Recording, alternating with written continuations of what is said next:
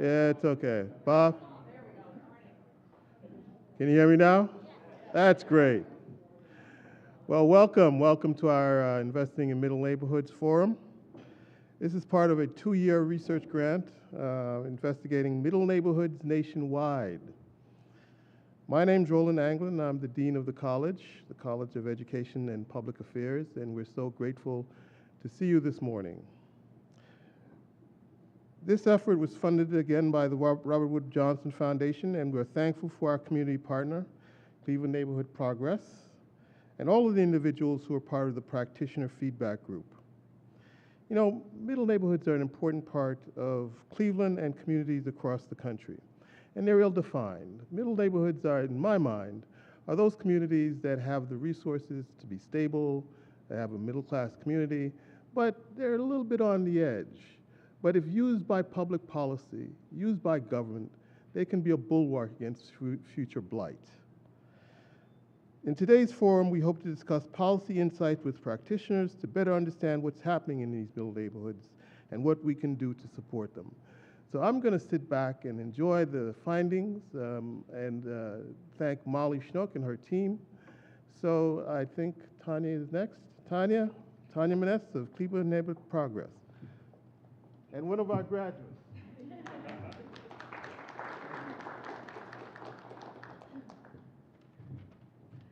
Good morning. It's always a pleasure to be, as Dean Anglin said, in my alma mater. I remember coming to these forums quite consistently when I was a student, and it's really wonderful to see them getting started in earnest. So trust me, I'm not going to take us down memory lane too much, but just for a moment, I really do want to. In 2017, many of us here read and heard Paul Brophy speak based on his book, On the Edge. And for me, it was a real change in how I looked at community development. And I had the pleasure of meeting him then at the Middle Neighborhood Summit that the Fed held in 2018. And it really started a trajectory, I think, for this community and for the country, as you're seeing with this research, on a phenomenon that we were all experiencing in community development, but I don't know that we really were able to name it. And it was that, very understandably, we were focusing all of our energy on our hottest neighborhoods and then on our most disinvested neighborhoods. And that's where the resources were, that's where the conversation was. But as Dean Anglin just said, what we were neglecting were our middle neighborhoods, right? We were neglecting the neighborhoods where most of us were raising our families. We were neglecting the neighborhoods that were the bread and butter of our cities, quite literally, where the income taxes are still today, that we're paying for the critical services, where the civic dialogue was, where most of the engagement in our community was. And somehow we needed to make it okay, right, to pay attention to middle neighborhoods. It wasn't that the issues that our most disinvested neighborhoods face were less important, or that it wasn't important to talk about managing growth, but somehow it's like we were apologizing before that for talking about our middle neighborhoods. And so very thankful that 2 years later, almost 3, I guess now, and a pandemic later, the conversation has really changed. And that started with the Cleveland Foundation funding a Middle Neighborhoods Fellow, Jason Powers, who you're going to hear from a little bit later this morning. And what he did for us in Cleveland is he created a neighborhood development index that really helped us see where those seam points were, right? Where, with a little bit of investment, we could really start to change the trajectory of neighborhoods. And with that ultimate goal that the private market could really start to invest in the neighborhoods again. And how critically important it was that we, again, didn't wait for those neighborhoods to, as being on the edge, go in the other direction. So this morning, we're really excited as Cleveland Neighborhood Progress. Oh, I should have started with that. I'm really bad about doing that. I should talk about who we are for a moment. So before I hand it off, I'll do that for 1 second. This is really core to our work. Our work, and Dean Anglin is on our board, so we're sharing a lot of this work together.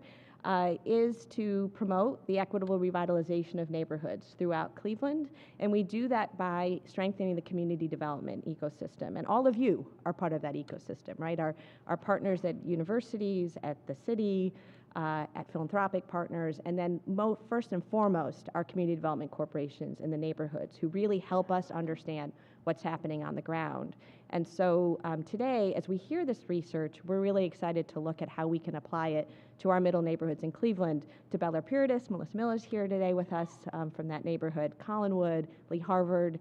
We have so many neighborhoods that fit this bill, and we need to really better understand the interventions that are going to make the most difference. So thank you for that. And again, like Dean Anglin, I'm really looking forward to hearing what the outcome of the research.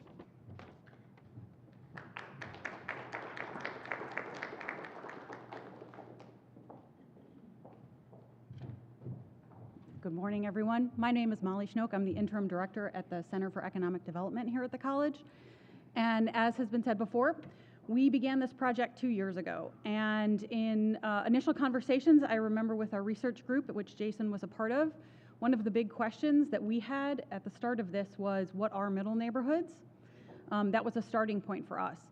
So Tanya was right in saying that in Cleveland we knew what they were, and we sort of knew where they were, and we had a general understanding of them, but we don't know them nationwide. What do they look like?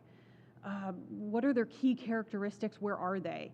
And so we started with that in this approach. And I will say that we hypothesized initially that we could identify middle neighborhoods, that they would be a type of neighborhood in and of themselves. And that was a real learning curve for us in looking nationally at all, now what is it, 88,000 census tracts, Jack? It was 65,000 that we used, but about 80-some thousand in total. And today you're going to hear a lot of that initial work that went into identifying what middle neighborhoods look like across the country, where are they, and we are going to be showing you today a online mapping tool that all of this work has been culminating towards, and hopefully that this will become something that can be used by practitioners, researchers, and others across the country to understand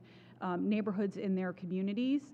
And so I would like to introduce our research assistant, Jack Yoakum, who has spent endless hours blindingly going over data that they are going to share with you today.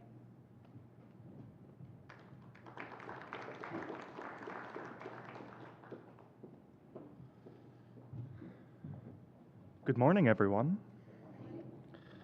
Let me open this up. Oh, wonderful. As Molly had mentioned, my name is Jack Yoakum. I'm a research assistant at the Center for Economic Development. I actually began in January of 2021 as a graduate assistant working on this project. So it's been a long time coming, a lot of hours for this, to be certain. So this is a bit of a project overview that I wanted to set up, help everyone kind of focus in on what we were trying to get to by the end of this, and really what this typology served as the first means to an end to. So as mentioned, this is part of the Policies for Action Robert Wood Johnson Foundation grant. So really big focuses on equity and community health. We've understood that a lot of conversations have arose about the social determinants of health, so that's played kind of a core bit of our understanding of what middle neighborhoods are and can be for communities. Our primary research questions were, do low-income households achieve better life outcomes in middle neighborhoods? To what extent do housing policies such as the Community Development Block Grant, low-income housing, residential tax abatement, or LTV policies promote middle neighborhood affordability and stability? How do these policies affect middle neighborhoods in the short and long terms? And what factors of success and failure lead to the improved equity and health of these neighborhoods? So in order to start out this work, we really needed to focus on how are we identifying out of a nationwide search a cohort of middle neighborhoods. What is truly a neighborhood and what is truly middle in there? Neighborhood was simple enough. We just use census tracts as a proxy, which follows what a lot of the literature says. For middle, it was a little more difficult. From a data perspective, what a lot of people had thought of was neighborhoods that were within, let's say, the 80% to 120% of the tract, or of the MSA's median household income. So middle relative to the area surrounding it. We wanted to capture both people and place, though, and that's going to be a theme that goes throughout this typology. So to kind of start off with the idea of like why create a typology in general, I found a really succinct list of 10 reasons that was listed for social scientists to create and maintain typologies. Description, exhaustiveness, multidimensional complexity, which I wanted to take an aside. When we're talking about both people and place, figuring out how those things interact within a neighborhood can be quite interesting, and you really need to be very careful as a researcher when looking at how to interpret that. And I think that our typology does a good job of capturing that. Clarity, comparison, differences between things in your cohort, identification of empirical cases, really one of the main reasons that we went after this, illustration of possibilities, reduction of complexity when you're dealing with well over 70,000 census tracts in your initial cohort, you need some way to help understand them, and theoretical explanation.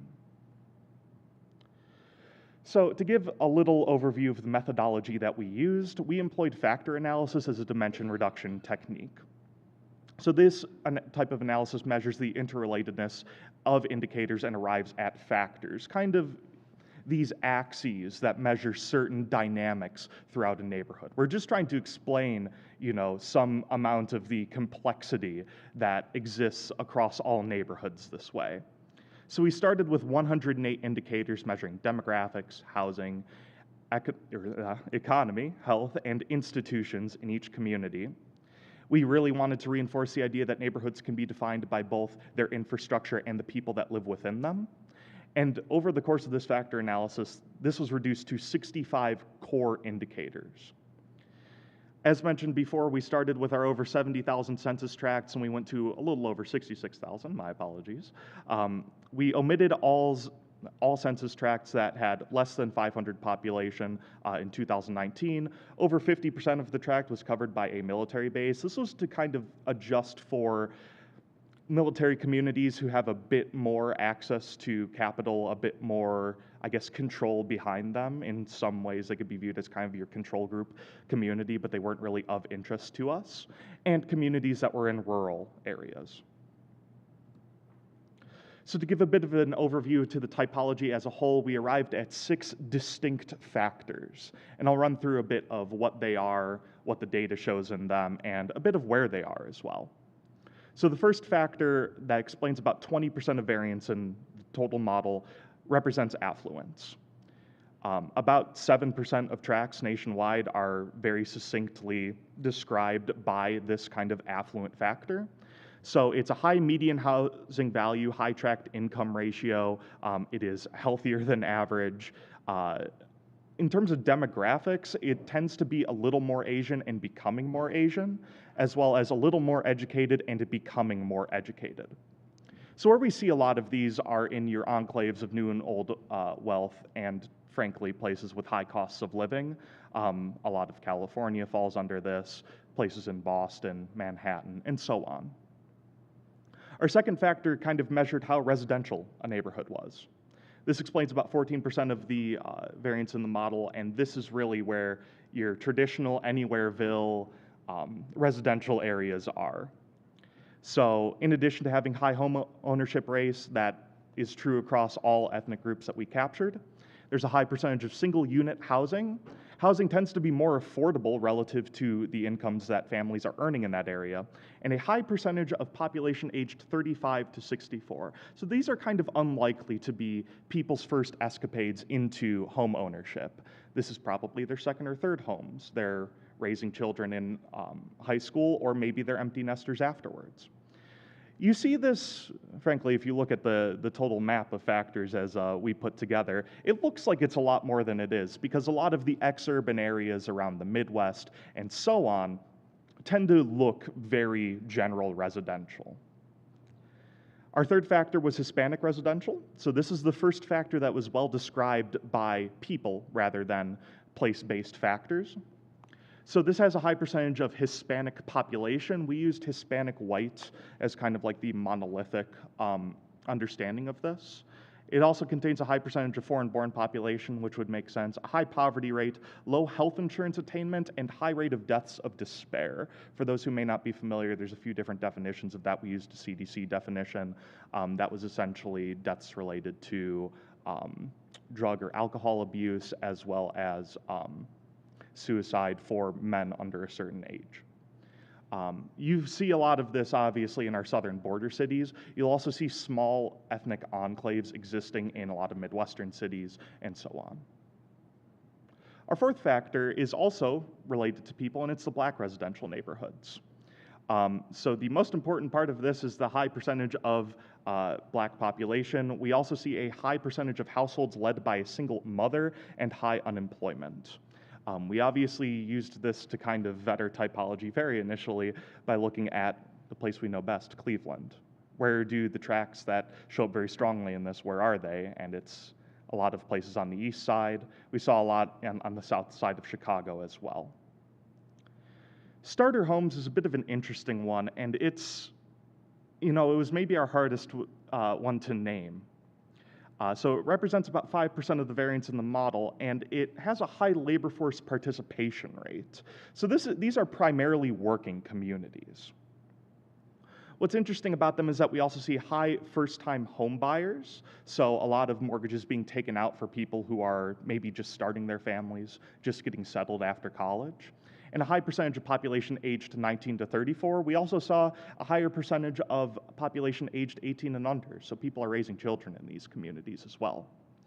So we see these in places like Lakewood, Broad Ripple, and Indianapolis. A lot of the kind of traditional, maybe first-ring suburbs of Midwestern cities show up very strongly in this. And lastly, our new residential centers. This represents about 4% of variance in the model and is our final factor that we decided to capture during this. The most important component is a high amount of recent development. We defined recent development as 1970 and after, so within the last 50 years. These places have a high amount of population, a high amount of units, a high amount of loans being taken out. So these are your sprawl communities. These are your new, as you can see, new residential centers over in Texas, Florida, and California, places where population is growing and they really want that suburban feel. There are some census tracts that we have still found that have extremely high amounts of population for what should be considered a census tract that really heavily fall into this factor. And these typologies weren't monolithic across all regions. They kind of varied, and that was also part of the vetting process. So looking at the Northeast, we see a higher concentration of affluent neighborhoods and Black residential neighborhoods, kind of the scars of segregation. Meanwhile, we see very few new residential centers and very few Hispanic residential places. In the Midwest, it's very dominated by starter homes, kind of promoting that idea of affordability in the working communities in the Midwest, as well as Black residential, once again reinforcing the idea of there's a lot of concentrated areas that are still scars of redlining here. Meanwhile, we see almost no affluent neighborhoods in the Midwest, and that was a bit puzzling for us. It's important to frame this typology as we're comparing each neighborhood nationally. Compared with places out in Santa Clara, we don't have that same kind of high wage, high cost of living neighborhood. In the South, we see it dominated increasingly by new residential centers. It should be noted that this region includes both Texas and Florida, as well as Black residential and Hispanic residential neighborhoods, especially towards the border cities. And in the West, it's definitely the most stark. This is where you see a lot of concentrated affluence, a lot of concentrated Hispanic population, and a lot of new residential centers as well. Meanwhile, they don't really have the same feel to their residential areas in terms of, your kind of anywherevilles that the Midwest does. So, obviously, with all this data in mind, we still had to identify what a middle neighborhood would look like within this typology. As Molly had mentioned, we hypothesized that one of these factors, maybe one or two, would really illustrate what middle neighborhoods were, what this kind of edge case was. It's supposed to be so many of the neighborhoods nationwide, but that doesn't mean that it looks the same everywhere. So, looking for middle in the typology, we did a bit of reverse engineering. We had spoken with folks in the middle neighborhoods community of practice, and many of them were able to supply us with some census tracts that they have really focused their middle neighborhood work in. So places in Plano, Texas, Chicago, Illinois, Des Moines, Iowa, Baltimore, Maryland, Philadelphia, and obviously Cleveland. And we looked at where do these places fall in the typology. And in order to kind of contextualize this against the rest of the United States, we performed similarity searches. This is a capability that we used very heavily. It is part of the ArcGIS kind of tool pack that we were using throughout this project. And we looked at all of the factor values, what we thought were really capturing a lot of the elements of these neighborhoods. And we said, all right, let's find the 20, 30, 40, 50 most similar places. And we met with practitioners nationwide. I mean, we met with people from many of the places that I had just listed, as well as places like Tulsa and Albuquerque and Pocatello, Idaho. You know, we really wanted to capture every region that we possibly could. We took them through these communities, both how their own communities showed up in the typology and what places are similar to them. We did Google Map street views to take them through these communities. And we said, well, if this block was in your neighborhood, maybe controlling for some local flora and fauna, does this make sense? And by and large, it did. This really helped us understand what the full scope of middle could be. Middle is something that is still contextual, though the idea that it's contained within a certain band of income isn't quite right. It's not quite what we thought. We found that middle neighborhoods tend to be a subset of 4 factors. So the general residential, factor 2, Hispanic neighborhoods, factor 3, Black residential, factor 4, and starter homes, factor 5. And even within all of these, it looks a little different. For example, in general residential, you're more likely to have a middle neighborhood that is historically strong and maybe has a lot of people aging in place.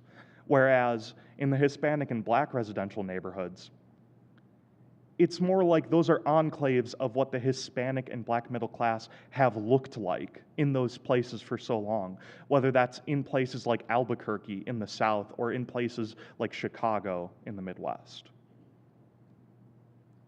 So in doing so, we wanted to identify some candidate cities. So we wanted to look at not just these individual neighborhoods, maybe from the bird's eye view, but what's in their region? What city are they a part of? We wanted to see what their population dynamics were. Are they growing, stable, declining? Their economy, have they been kind of a growing force or stagnating? For size, are they a megacity, medium or small? Urban or suburban kind of came up very early on as we were thinking where these middle neighborhoods were. Maybe some of them were in the suburbs. Maybe they weren't in the core cities as many of them had been attributed. And what's the history of the region? Is this a pretty recent place or is it a legacy city like our own? So we chose 6 case study cities with all these factors in mind. We chose Cleveland, Ohio. That was kind of built into the grant. We decided to look at the old Brooklyn neighborhood for this. We looked at South Milwaukee, Wisconsin, which is a suburb. It's in Milwaukee's first suburbs. It is a former manufacturing hub that has become the place for many white and blue-collar workers. For Chicago, we looked at the Gresham neighborhood, which is a historic enclave of the Black middle class. We looked at Lakewood, Colorado, which is a first suburb of Denver. And we specifically looked at a business corridor there that really resembled a lot of the kind of business dynamics that we were seeing from other middle places. In Charlotte, we looked at Idlewild, which is a mixed race community that very recently, actually, outside of kind of the initial scope of this study, has really changed because of the advent of investor buyers. And in Plano, Texas, we wanted to look at places that they defined as middle as well. So I wanted to take you all through these mapping tools that we had created and give you a bit of an idea of what you'll be able to discover on your own as well. So this first one is just kind of the map that I had been using all this time on my own application. It provides a nationwide view, region by region, of what these factors are, as well as helpful small factor descriptions. And people are able to go in, let's say if they wanted to view neighborhoods over in the Pacific, see what kind of mosaic exists there. It may take a quick second to load in everything.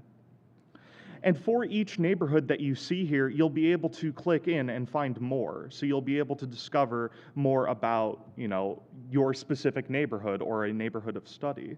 Apologies as I zoom out a little.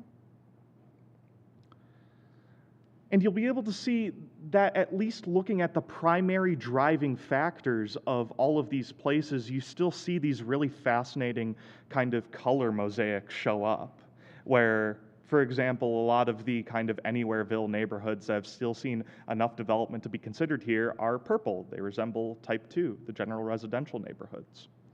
Whereas by cities like Portland, you'll see little clusters of affluence. Maybe you find a few census tracts that you hadn't realized that really were focused on the Hispanic and Black populations in places where you wouldn't normally think about them. We had to separate these into many different regions. As you could imagine, this can be a bit loading intensive. For anyone listening, please open these on Chrome specifically. But you'll see that there's a lot of difference between these regions and within them as well. So this is kind of the broadest tool possible for people who really wanted to learn more about this typology and wanted to explore it nationwide. Focusing in on, or from that, we did one that was just cities. So we identified census places with populations that were 100,000 or greater, and we provided little snapshots of what they could be. Let's say that you were interested in seeing what Chicago looks like. One of the nifty little plugins here will just let you click and it zooms right over. And you're able to see, oh, that's what that looks like. Oh, that's what the neighboring places look like as well. This is a lot more manageable to open on almost anything, thankfully, because it's not capturing all of the data from every single census tract. And really, I think that a lot of people that are maybe looking at comparisons between cities, this is a very helpful tool for them. A lot of this research has focused around, these neighborhoods in cities and in more populated suburban areas. So I find this to be really helpful. And then lastly, we created a story map for this. In this case, this takes people through each case study that we have done. This is still a work in progress for us. We will be updating this constantly until we are completed with the project report, which will be towards the end of February. But we have content and infographics for counties, cities, and the specific case study census tracts that we chose for each of these places. So this takes people through the history, the economy, maybe some of the important institutions at each level. And then as you get more focused down, we'll be talking more about, oh, this is how this shows up in the typology, for example. Looking at Old Brooklyn, we talk a little bit about how there's 3 prominent factor types, how those factor types actually show up throughout this neighborhood, and really what that meant for us when we were choosing it. In addition, we intend to put findings on our interviews, what we have found digging deeper from these, what practitioners have talked about, and what they have recommended as helpful tools for the health of middle neighborhoods. These tools are all going to be works in progress to some degree. I understand not everyone's going to have the same experience with them. This is a learning experience for us, but I'm very excited to make this a core part of what we do at the center and a core output of what this total grant has provided. We don't really have the time for Q&A on something like this, but if you have any questions about this, I highly encourage you to contact me or Molly directly. Oh, yeah. If we have time, are there any questions? Can I help anyone clear anything up? I'm going to ask you to speak into the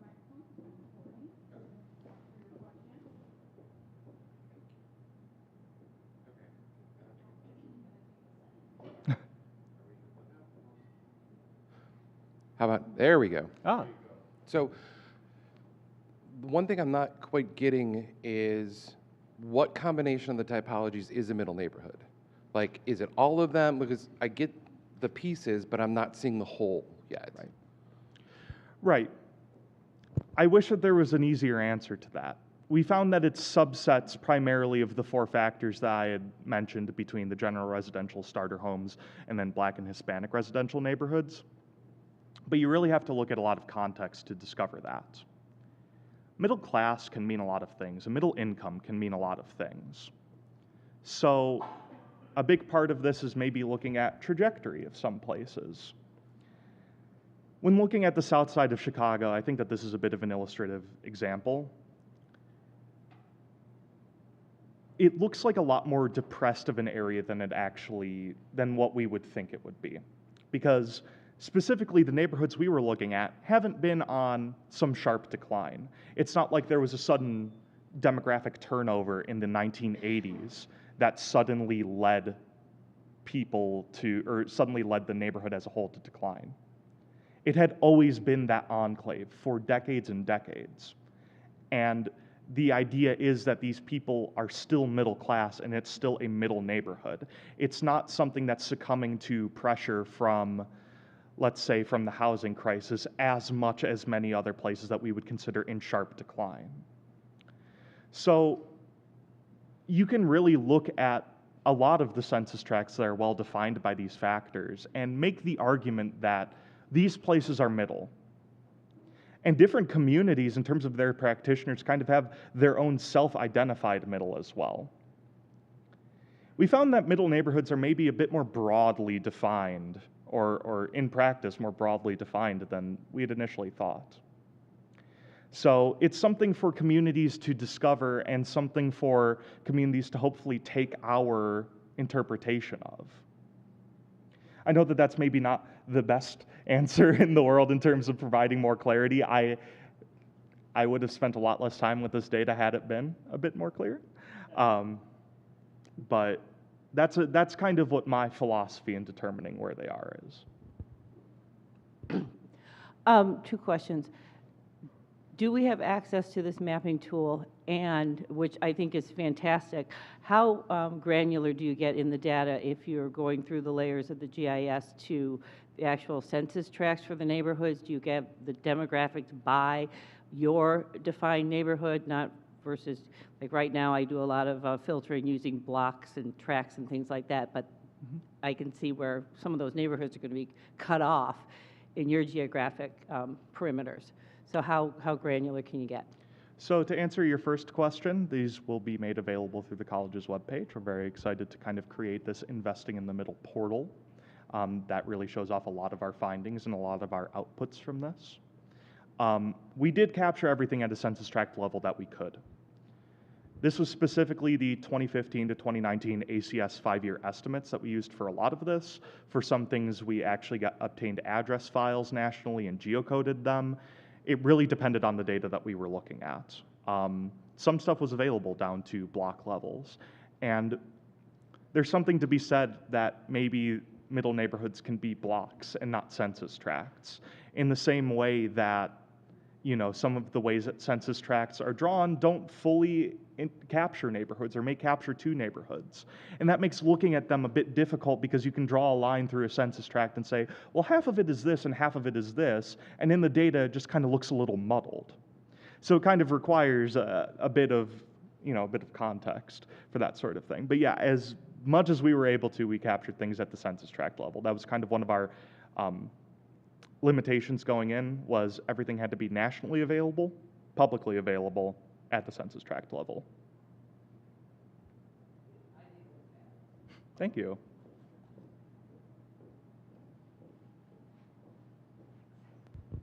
Hi, this is super interesting. I guess just a comment first. I think what often these topology efforts are really good at is capturing the extremes or extreme changes over time. Mm-hmm. So I'm sure this was very difficult, and that the middle neighborhoods are probably the ones that have been very stable in the data and aren't kind of jumping out with extreme z-scores. So I'm sure that was like a big challenge in the research, and I think it's interesting how you went about it.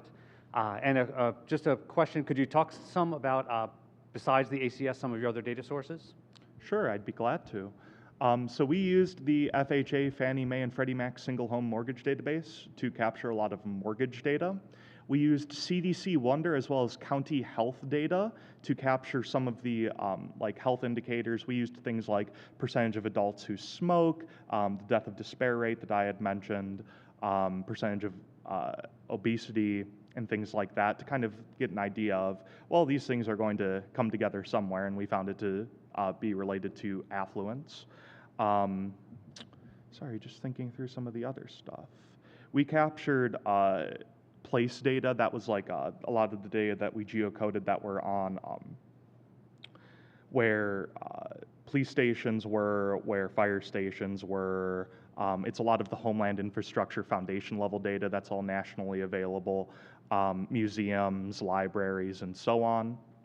I'm trying to think if there was really anything else. Those were really our primary data sources, though. We wanted to go as much with the census as we possibly could. There were also some things that were manual calculations that were kind of based off of other pieces of literature, like housing affordability. We simplified that a bit and did the ratio of the median housing value to the median tract household income. So that kind of median multiple had been used in a few publications. It worked well enough for us. So yeah, I mean, we kept things pretty succinct in terms of where we were getting the data from.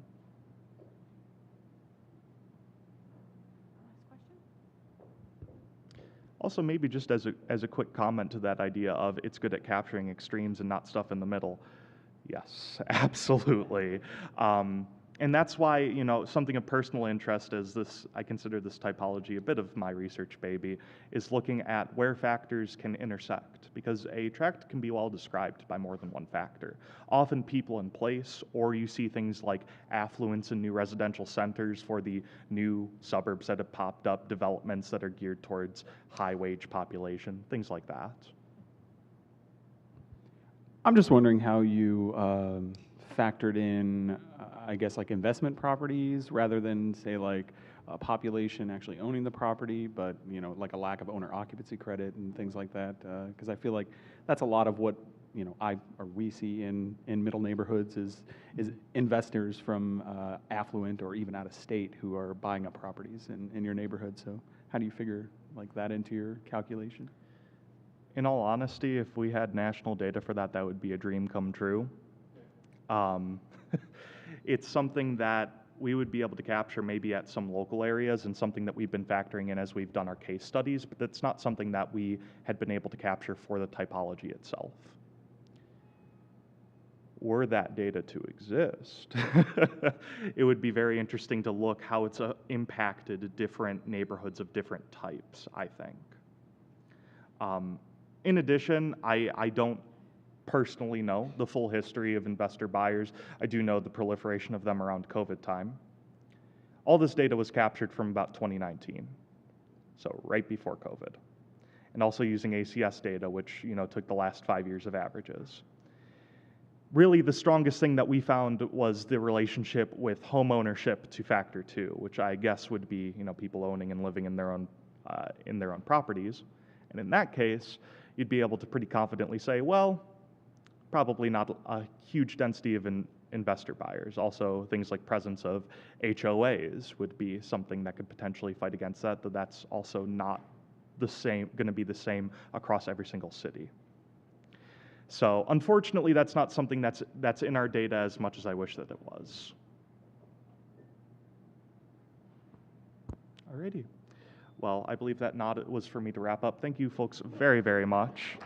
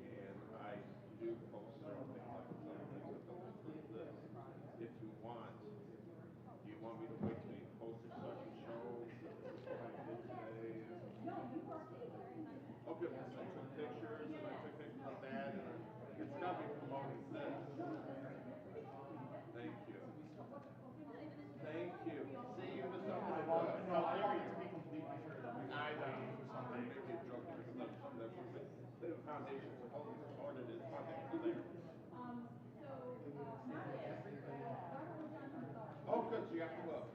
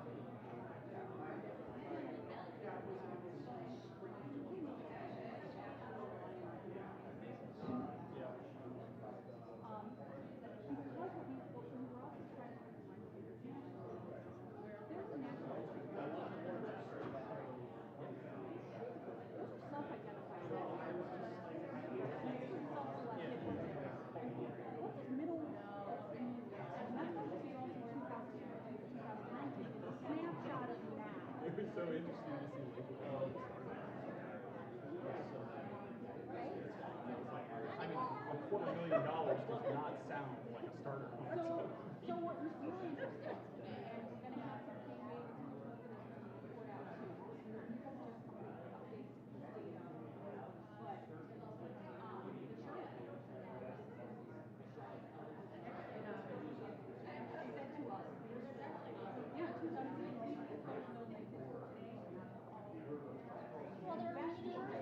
Well, they're shifting on investors that went out.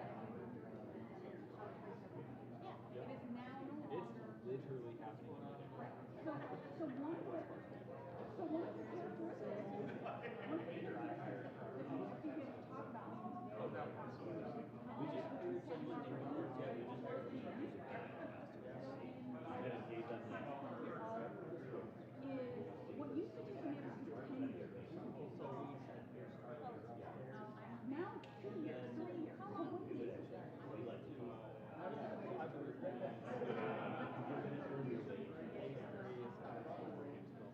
I don't know yet. But I live in Holland. I do live in a middle neighborhood. Yeah, there's Where did they bottom out at? no, I mean, I would say 60. If I see a house for 60, but generally speaking, right,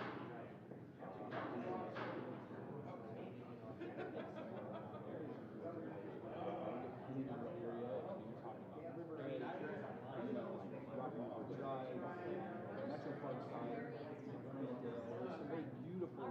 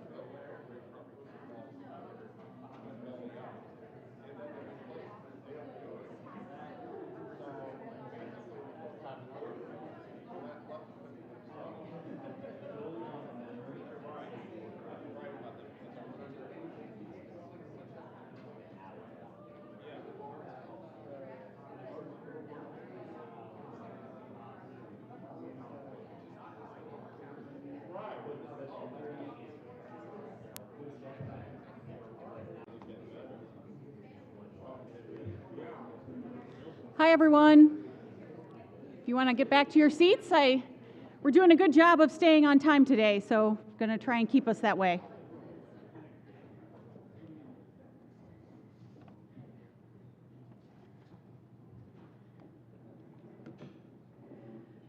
Okay.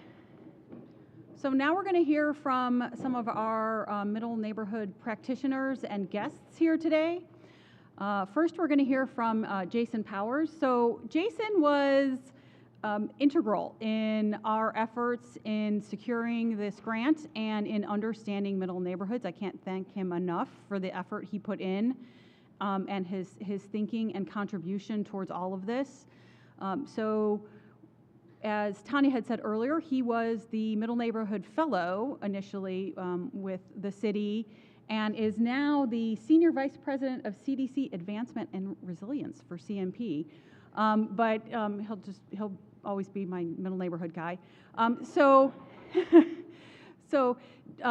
Jason's going to talk to you about Cleveland's middle neighborhood today and the efforts across the city to identify our assets in the middle neighborhoods. But I would also like to say that Jason was a significant contributor to our typology and to understanding middle neighborhoods and the data, and came over to the college kind of right in the middle of the pandemic in 2001 and sat with us in conference rooms and looked over data, and we tested the typology and bounced ideas off of him. And so a lot of the credit to where we are today goes to the thinking of Jason and the folks in our practitioner group, and we would like to very much thank them for that, because I think that typology is a really useful tool that we hope to engage practitioners from across the country in. So Jason, if you want to come up and share your experience with Cleveland.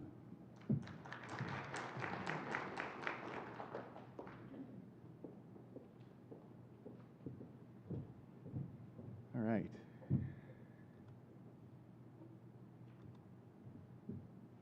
Good morning, everyone. Good morning. Okay.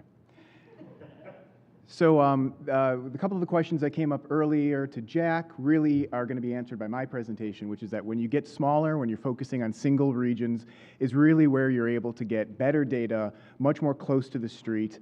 You mentioned that maybe communities are within census tracts. I often joke that, or I think I comment that, to me, a community is basically how far you walk your dog. It really is your area, right, within a place.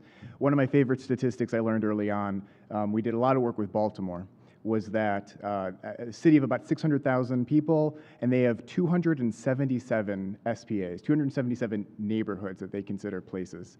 In Cleveland, we're about 34 and about 390,000 people. So you can tell that right off the bat, when you're talking about policies, when you're saying middle neighborhoods in Baltimore, you're talking about little areas, places that really are yours. And wherever you live, I'm sure you know that within the suburb or the city neighborhood that you're in, or even downtown, you've got different sections.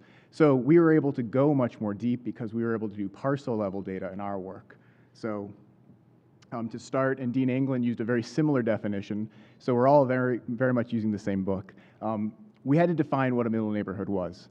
And so it is a qualitative thing, it is a feel in many ways. And so one of the things that we wanted to look at was places where improvement strategies remain realistic. And the reason why we use that instead of necessarily a metric is because at the end of the day, we have limited resources as a society. In Cleveland, we only have so many dollars we can dedicate. And with political challenges, right, when you're talking about carving up budgets, it's even harder. And so the idea was, where can we put money where we can expect a difference in 5 years, 10 years, 15 years? So why do middle neighborhoods matter? It's because they're places where we have a chance. So doing a little bit of our own literature review, we looked for some of the hallmarks of what makes a middle neighborhood a particular place. So vacancy rates have to be limited to such a number where the market hasn't turned. Property conditions have to be relatively stable. So we're talking about places, they're almost like echoes of their former selves, but they've remained for various reasons. Some are social, some are economic. Sometimes you've got good housing structures because they were originally built to be, 2,000 square foot brick homes instead of 1,200 square foot wood frame homes. Household incomes are a huge indicator. The one data set that I wish we could have gotten, and I'll still continue with this administration to push, was to use real income data. And so we were using census data, ACS data for income levels, even though we could get much better data from NST locally for housing information. But to be able to pull from the Division of Taxation and actually pull what those census tracts, because incomes at the end of the day are most related to home values. People with incomes are able to bid on properties, invest in properties, and stabilize values. So it's a very important component. And then owner-occupant levels, all of these seem to be pretty heavily correlated anyway. So these are the sort of the hallmarks we identified within Cleveland middle markets. And then we had to kind of figure out again, like, so what is a middle neighborhood and where are these places? So when you're looking in the industrial Great Lakes region, it's going to be different than some of the other national regions. Again, Jack had quite a job to do because they were building a national typology. Very, very difficult, and some of the weaknesses are exposed when you look at national data. Within Cleveland, though, we can do regional looks. So what we wanted to get a sense was when you're purchasing a home, again, that income demand component is really what matters when it comes to the housing market's strengths and resilience. In Northeast Ohio, you have a choice. You have a lot of choices. And so when people are looking at preferences, they're looking at school systems, they're looking at safety, they're looking at built environment, and you can choose everything from North Olmsted to Solon to Collinwood. And so we had to look at it as a regional perspective right off the bat. And so here's an example. We use price per square foot instead of the nominal price because you want to be able to compare across the board. And as you can see, when we look for areas for the middle, we came up with this equation. Now, this is from 2019, and so by now we'd have to increase this. But this was one of the more important findings. What we looked for were homes that had been fully renovated, homes that were fully distressed and on the market, and homes that were purchased in the last 12 to 18 months. And we actually looked through Zillow, we looked through MLS, we looked at images. And what we did was we estimated acquisition costs and rehab costs. The idea being that when you look at an acquisition rehab to what we consider to be an attractive finished product, you'll see whether a home you'll see the final price of a home compared with the market price. In areas where there's a profit, so think of a home you can purchase for $150,000, put $100,000 into it, at $250,000, is the market going to give you more for that or less for that? It's a very simple equation, but it tells you right off the bat that the demand is there so that investing $1 can yield more than that. In a place with very limited growth like Cuyahoga County, we need our investment buyers, not necessarily the bad ones, but we need investment buyers to be demanding properties, right? And so they're only going to demand them. They're only going to be a component of the market in places where they're actually able to make a profit. So we needed to find that. And around $100 to $125 a square foot is where we found that in our market. And so this became sort of that Goldilocks range where we thought this is where stability can take place. And so as you can see, now we've adjusted for where they're suburbs versus neighborhoods within the city of Cleveland. And when we pull out the suburbs from the chart, you can see that we have a missing middle. So this would be very different if we were to look in other regions. If you're looking in Denver, you're looking in Seattle, you're looking in Chicago. But within Cleveland, we were talking earlier about Z-scores and sort of the parts of the chain where the data will stand out more. Ironically, here, the middle did stand out quite significantly and quite literally. And so by looking at this and then looking at that Goldilocks region, we were able to determine that, in fact, below stability is where most of Cleveland's neighborhoods are. So we kind of coined this new idea of weak middle markets versus stable middle markets. And for those of you who are pretty familiar with our region, which I think is most of you, I'll give an illustration. You think of places like Cleveland Heights or Shaker Heights, you think of places like Fairview Park, stable middle. Strong middle, and now in 2022, some of the real estate numbers even go beyond that. But stability is places with that kind of turnover and churn. Whereas if you look here, Jefferson, Cadell, Bel Air, Puritas, neighborhoods where the investors are coming in, where homes are bought up for $40,000, $50,000, $60,000, that's where we saw that instability and the decline. So here's just a little bit of a sort of a differentiation between those two areas. Within stable middle markets, again, you've got purchasers, you've got individuals doing most of the economic work. And then within the weak middle markets is where you've got nonprofit developers like CDCs, but then mostly you're leaning on limited home ownership, a lot more rentals, and the predatory LLCs. So we wanted to go a little deeper. We created our own typology. This is the Neighborhood Development Index.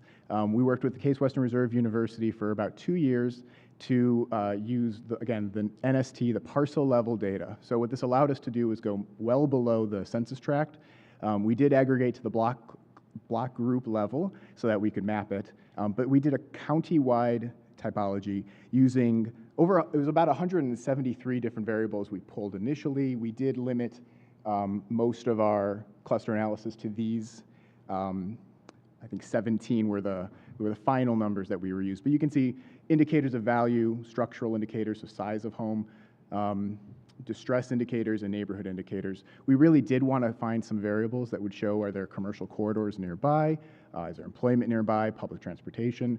You can go well beyond this kind of analysis and keep going deeper and deeper. But interestingly enough, as we did iterations of the work, we found the middle neighborhoods pretty quickly. In Cleveland and in our region, they stood out, and the next map will kind of show that. So here's the county map. Obviously, Cleveland is the white boundary. Again, if your students or studies of the regional housing market, this should make all the sense in the world. On our southeast side, you've got Lee Harvard, which is Cleveland's really remaining stable middle-class black neighborhood. But then it shows not only that the typology bleeds southeast into Bedford, into Maple Heights, but that's also a migration pattern. That's literally where households have moved from Mount Pleasant and Union Miles to Lee Harvard, out to Warrensville and Shaker Heights. Same thing on the northeast side. You can see Collinwood bleeds out into Euclid.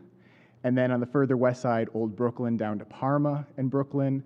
And then what's interesting is that West Park, which starts obviously in neighborhoods like Jefferson and Bel Air Puritas and moves out toward Cams, Cams was able to remain more stable. So that's one of the few areas where we saw, if you remember that bar chart a couple slides ago, we saw stability. Now, even 2 years later, and if I were to be talking to the councilman from that area, there's a lot of instability within that area, certainly on the southern portion. But the map really showed that Cleveland had some staying power. And we were able to look at policies like, what institutions are there, right? The schools, the churches, the reasons why people stay. And if you talk to people in West Park, they'll share that that's exactly what has gone on there. So removing the Cleveland boundary and just showing you a little bit of the data, this is county-wide, the stable middle markets. So at $108 a square foot, you remember that Goldilocks region of 1 to 125, the data proved out that these were stable. And in we have a lot more of these on the western suburbs than on the eastern suburbs of Cleveland. Percentage of sales, that's a velocity of the market, around 7% is pretty strong. Low foreclosure rate, higher owner-occupied rate. So really what you're seeing is that, again, I mentioned Fairview Park and South Euclid and Mayfield and places where there's a lot of middle characteristics. Now you're going to start seeing some of the Cleveland block groups, excuse me. Declining middle neighborhoods are really what we have in our city. So very little bits of Collinwood showing up, parts of Old Brooklyn and West Park, and not even yet anything on the southeast side for Lee Harvard. One of the reasons why Lee Harvard would be additionally handicapped is because of the history of redlining and the appraisal gaps, right? So we have within our black middle class and in our black, any class obviously, we have a racially based appraisal gap. And so we've seen that in the data that's about a 20% reduction of values. And so if I go to the next one, Lee Harvard shows up.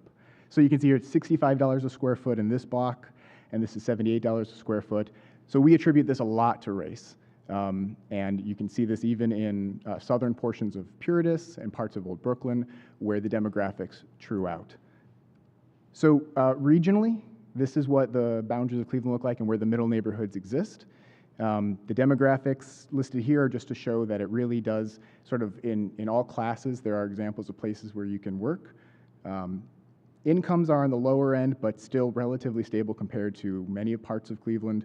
Home values also relatively stable. Really important there, 70 to 90. That's an area where we can keep out the predatory buyers. Just below that is when you start to get into that territory. And then owner occupancy rates at a relatively strong level. We brought in Cornell University students who did a real deep dive into Old Brooklyn. The Old Brooklyn neighborhood, seen here, has middle neighborhood attributes specifically on its eastern portion. So where that second circle is on the lower area. So they did a big focus on walkability, development opportunities. And so again, by having this typology tool where we can go down to street by street, then we can add resources or add studies to very specific places. You know, in our work at Neighborhood Progress, we have lots of opportunities to invest resources and study parts of Cleveland, but Cleveland's a very big place. So where do you do it? That's what our work at the city was all about, is where do we put the resources? What policies do we put and where do we put them? So that's why this mapping tool was so important. So I'll try to wrap pretty quickly here with this is normally like an hour-long conversation. I'll make this much shorter just to get to some of the policies we talked about. So placemaking investments, that's a whole bucket of things, obviously, but place is why people choose a community in a city versus a community in a suburb. And we have to be able to lean into whatever the assets are. If it isn't safety perception, if it isn't the CMSD schools, whatever the things are that people are not interested in a place, we need to lean into the strengths rather than focus on the weaknesses while we build those up as a city. Acquisition rehab loans. So this was a tool that we found in Baltimore and we brought to Cleveland, and CHN is going to be launching this winter. This is a 125% loan to value loan. So someone can purchase a home in a middle neighborhood and then they're accessing 25% more than the value of the loan, the value of the underlying home, so they can immediately put the kitchen in, the garage on, the rooftop on. We need to see more dollars invested into communities, and the number one investor in a community are the households. It's not the government and it's not the private market, it's the individual who buys a home and puts their money into it. Construction gap subsidy, which I've got a quick slide on, and it's my favorite of the policy tools. And then aligning our HUD programs, right? We've got a lot of CDBG money that comes to the city. A lot of them are useful in these middle markets as well, so we should think about ways to focus them. So the gap financing tool, which is active at the city of Cleveland, and I think it's the most important tool we have. We should deeply fund it. If you look at this, basically what it allows is, if you imagine selling a home at $135,000, which is around a middle market average home, the acquisition price determines whether or not the property can be sold at a profit. And if I said earlier, profit is what matters to bring people in. Whether you're buying a home and you're going to live in it for 5 years and you're just thinking about the value proposition of owning a home in a certain neighborhood, or you're someone who's going to buy a home, invest in it, and then sell it. So in areas where an acquisition is very cheap, $10,000, you think about the land bank properties 10 years ago when we were able to get lots and lots of them. If you look at maps of the near west side, you'll see land bank properties that were purchased in the early 2010s all over. Very low acquisition price means you can put a lot of money into it. The problem is the cost of a new kitchen is virtually the same whether you bought the home for $10,000 or $200,000. And so that rehab is $80,000 in both examples, but there's a gap where the acquisition price was higher. This matters because middle markets have higher acquisition prices. So the gap financing program basically allows the developer to take extra money out. It's public dollars, it's a grant, and allows them to get access to properties, invest in them, put them on the market, make their profit that they would make anyway, and then the subsidy covers the extra cost. Storefront renovation program is one of the best commercial programs that I've seen in our region. It allows storefronts to be renovated back to their historic style, signage to be put on. It's CDBG funded, and the recommendation that we made was simply to deepen the funding, deepen the grant opportunities, find other lenders who can find access to capital and make it easier for borrowers to start using the program because there's cash up front. This is an example on Broadview Road of a former convenience store in the upper picture, and then how an entrepreneur turned it into a coffee shop that's obviously a nice coffee shop, but also a huge community asset. So driving down the road, which one do you want to see? Tree canopy restoration, right? These are efforts that were typically reactive. Someone calls and says they want one or complains or not to the council person. I myself complained to a council person for a tree, so I understand it's real. But the reality is we need to pick where we're going to be planting these places as a city with a strategy. Now, there's a lot of conversations going, but the Western Reserve Land Conservancy did a canopy analysis. That's where the GIS data you're looking at came from. Those brown dots are literally where we could be planting additional foliage. So when we talk about leaf pickup, I just wanted to take a quick moment. Leaf pickup, obviously a big thing a couple weeks ago. If you look at the map of where the leaf pickup is taking place, this is not the intention, this was not how it was designed, but it actually reflects a lot of the middle neighborhoods. And I was just thinking to myself that one of the things I learned back in 2019 and 2020 early on was that the hardest thing to do, the bravest thing to do, is to take public policies and make them for specific places in a city. You want to make everything citywide, but you can't. If you're going to be trying to attract someone to stay in Cleveland and not move to Fairview Park or not move to Shaker Heights, then you do need to provide them services that will compete with those places. And so it's not out of the realm of reality for our politicians and public officials to think about, where do we invest these dollars? So if you're going to put 100 new trees on a couple of streets, if we put them in some areas, we know that we're going to stabilize those areas with just trees. You can't stabilize other parts of our city with just trees. So they have to think about it from that particular lens, and I think this mapping shows that. And that's, I guess, one of the last things I'll talk about is you have to layer these investments. So up here we have part of Jefferson, which is the northern part of West Park, Bel Air, Puritas, doing model blocks and then looking at where new construction opportunities can happen because of land bank lots, and then offering rehab subsidies. If you concentrate those, then you can see turnover. Again, just like the trees, you need to make sure that you're doing this block by block. That's the size of a neighborhood, that's where the impact can be most felt, and that's where you can start to create home values that come up, and then the areas around it will increase with it. For my last slide, this is the red line between the literal, the RTA red line, between West Park Cams and Bel Air Puritas Jefferson.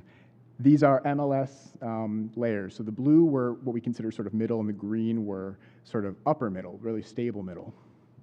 As you can see, on the northern part of Cams, we know there's bigger homes. It makes a lot of sense.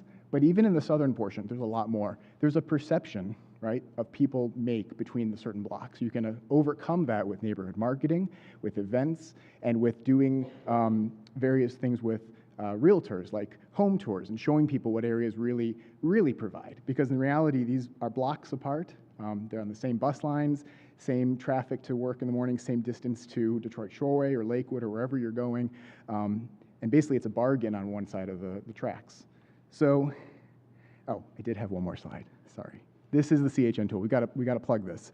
It's very exciting, though. City of Cleveland dedicated $1 million to a loan loss reserve. Loan loss reserves are what allow banks to basically extend what they would normally lend. And so coming out of CHN, in middle markets only, they're testing this. It's 125%. Again, it allows someone to buy a home, like one of you can buy a home for $80,000, and immediately you can add into that the extra construction loan to get the roof fixed or put the new garage on. So the home gets improved, you get a better product, and the value goes up with it. And that's my presentation.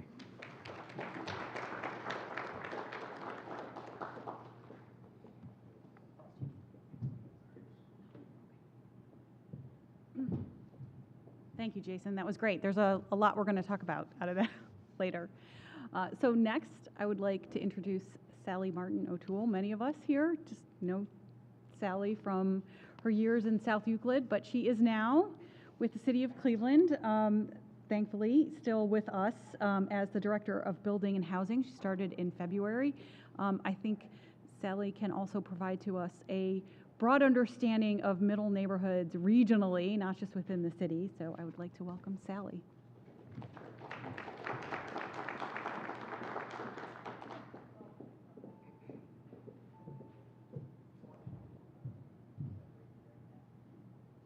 Good morning. It's good to see everybody. So I'm coming to this presentation certainly wearing two hats. My former hat as the housing director for the city of South Euclid for 14 years, where I was immersed in all things middle neighborhood, and now as the director of housing and building for the city of Cleveland, which is a very different environment, but a lot of the similar issues. So when we talk about middle neighborhoods and we say, well, why do they matter? Who cares? You know, it's almost like the middle child in the family. They take care of themselves. No one thinks much about them. You know, they're not a big problem child for code enforcement. They're not much, you know, they're just right in the middle and no one cares.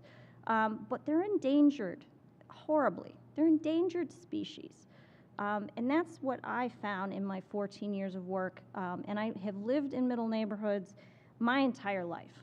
So Jacksonville, Florida, where I grew up, definitely full of middle neighborhoods, as Jack told us earlier. I've lived in them, and I have toiled in them for a long time. And so I guess when we look at sort of a SWOT analysis of middle neighborhoods, it gives us an idea of, what are they about? Well, their strengths are, they're places where home ownership typically begins. This is where you buy your first home, and hopefully you stay for a long time. They're safe, affordable, close to amenities, walkable, transit-friendly. I think at least in Cleveland, that's true of all middle neighborhoods. They're right near transit nodes. They have a lot of opportunity about them, but what's wrong with them? Well, their housing typology can be limited. So in the case of South Euclid, a lot of cookie cutter, post-war bungalows. They look the same.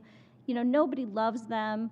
There's a lot of deferred maintenance. And some of this is interesting. It's related almost to a community self-esteem problem, which also was fueled by realtors in the past, where, they would say, well, nobody puts a kitchen in a house like that in South Euclid. No, why wouldn't invest in that patio? Just fix your stairs. Just do the minimum. Don't go out of your way. And I think that's what led us to where we always felt like we were on the cusp of tipping. Aging infrastructure. So at least where we have sprawl here in Northeast Ohio, we still have the tax burden of the original infrastructure, which is when Cleveland had over 1 million people, and now it doesn't, and we're still paying those legacy costs, and that's shifting tax burdens. So a lot of middle neighborhoods have hefty tax bills, hefty property tax bills, and then what ends up happening is that people feel like, what am I getting for my dollar? And I think this speaks to the whole leaf debacle, right? Well, I could live in Fairview Park, and they're going to come and pull my leaves up, and that's that. And, why do you want to stay in these places? So one of the things that we were so frustrated about in South Euclid are things like the Cleveland Magazine rating the suburbs issue, which was very slanted on race. So if we were to look at, how Cleveland ranked the suburbs in this magazine, every year it was Solon, and it was all of these really white places. And middle neighborhoods are typically very racially diverse, and they're very fragile, because at any given time that could tip, and at any given time that could lead to them no longer being middle neighborhoods or becoming weak middle neighborhoods, which I believe is where we found South Euclid to be during the foreclosure crisis, when about 30% of our housing stock had a foreclosure filing, which is amazing. It's just crazy. So South Euclid is the place where, it used to be, at least back in the turn of the middle century, 2 parents in a household, the children were raised and they grew up, they went to college, and then they left the middle neighborhood and went to the exurbs. And, we raised everybody to move to the exurbs, and that's what it's like. So we were preyed on during the foreclosure crisis by investors who would come in and see the deals. So our rents never went down. And when I speak of South Euclid, it's because of what I know best so far, but I think this would apply to all of the middle neighborhoods in greater Cleveland area. But, $1,200 a month, that never changed. In fact, now it's gone up. But if you could buy the house for $30,000, if you could buy the house for $50,000, they're getting their cap rate, which is what all the investors talk about. Wow, I can still make $1,200 a month, and I just have to put paint and carpet in this house. So it was rough. The We Buy Houses for Cash people, still going strong. Opportunities in middle neighborhoods abound. So increasing sale prices is giving us greater equity in these houses and more ability to make improvements, and hopefully that's what's going on. Affordable homeownership is still possible. Repopulating these neighborhoods with new homeowners can lead to increased community vitality, 100%, absolutely. But these neighborhoods are very vulnerable to losing their homeownership. So a lot of single-family homes are becoming rentals. And so that's what we saw. So for instance, in South Euclid, we always ran about 80% homeownership. It's down to 70%. Predatory investors in many cases, and some okay investors, but a lot of really awful investors swooped in, bought everything, turning into rentals. You have a transient population, and then you start to lose the confidence of your owner occupants. They start to see the change. So the threats, of course, these cash investors continue to pounce on every available parcel. They cannot get enough. So we had a lot of out-of-the-country investors who would come in, and this is true in Cleveland as well. They come in and they want to buy for cash. So it's crowding out homeownership. So if you're an FHA buyer, do you have a chance to get one of these houses? No, you really don't. And so you need to be a cash buyer to compete. Infrastructure declines and reduction in city services leads to decreased confidence in the neighborhood. So your business strip that you can walk to when you live in a middle neighborhood depends a lot on many factors, and some of it is lack of subsidy. We're not bringing in quality businesses, so we may be helping small businesses start, but the attitude of the people that live there is only as good as what they're looking at when they go take a walk. Oh, that business came in, this place is on the decline, I better think about selling my house. And so right now, that is a threat with rising values. People actually can sell. Increasing property tax burdens can provoke flight. Well, why don't I move to a township that's 25 minutes away? My tax burden goes way down. I don't need to deal with this anymore. And then, of course, as we talked about with the rental properties. So this is interesting because when I was pulling this slide deck together, I found a slide that I had created in 2018. That's not that long ago. And I was at a land bank conference, and we were talking about the key challenges in entering suburbs. Bottom feeding flippers and speculators. Still true today. It's still happening today. The prices are much higher. Prices have dramatically increased. We were running in South Euclid about $66 a square foot during the foreclosure crisis. Now we're up about $125, depending on the house. An increase in vacant homes and new rental units that exceed the capacity of code enforcement. I would say rental units are still the issue. There's less vacancy now in these communities, but rental properties demand an incredible effort of code enforcement. In fact, we were just talking about the Shaker Square area earlier this morning, and it is a heavy, heavy lift for code enforcement. Bank walkaways were a thing in 2018, and look at us today. No one, no bank's going to walk away from a house that they can now sell even though it's distressed for $120,000. So we were seeing banks just abandoning their asset, leaving it to rot, letting us sweep up the mess. Owner walkaways, strategic defaults. One bright shining star is that now people who had big tax burdens and were going to just lose their houses, they're able to sell, recapture a little bit of their investment. But outmigration of population has been a decades-long battle for entering suburbs. We just continually lose people. The makeup of the schools, the makeup of the business districts, what you see when you look out your front door. People flee, and they still do it. And so the fragility of having a balanced racial makeup, a balanced income ratio, it's so fleeting. It can change overnight nearly. The schools in South Euclid went from 80% white to 80% black in 12 years. It was just dramatic and crazy. It's like, why can't we just keep something perfect where we have a great balance of incomes and races and just, it's utopian notion, I suppose, but people tend to want to self-segregate, which has been one of the more distressing aspects of my job over the years. But high amounts of property tax delinquency is still an issue for a lot of us. There is some good news with ARPA and all of the ESG money that came down. We've been able to help people with property tax delinquent balances, but there's still about 32,000 households in Cuyahoga County that can't pay their property taxes and are in danger of losing their homes. So the older housing stock, which we all know 90% of our housing stock is very old, it's getting to be almost a century old, we all know we need money for home repair. So one of the bright spots, at least here with ARPA, is that the Bibb administration is pushing out hopefully over $50 million of aid to homeowners for home repair, for GAP for projects, just like Jason spoke about, and also to help small developers be able to be competitive with acquisition rehab in those neighborhoods. So redlining, still an issue in Cleveland, not so much in some of the stronger middle neighborhoods, but in the weaker ones, yes, very hard to get a loan. So what are the solutions?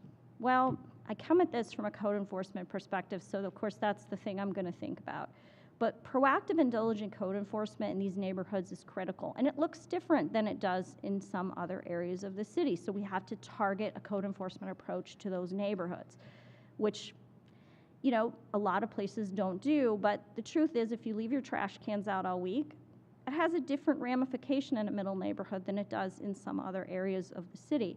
But I think mostly what it takes, and this is where the CDCs come in, is community organizing. These neighborhoods need a brand. They need to be continually reminded of their worth.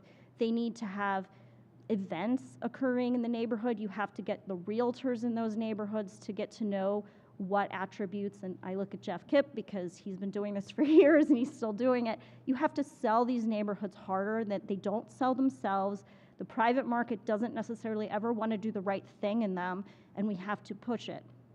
So what we're seeing, especially in the inner ring suburbs of Cleveland, is CDCs emerging, which has never, ever happened before.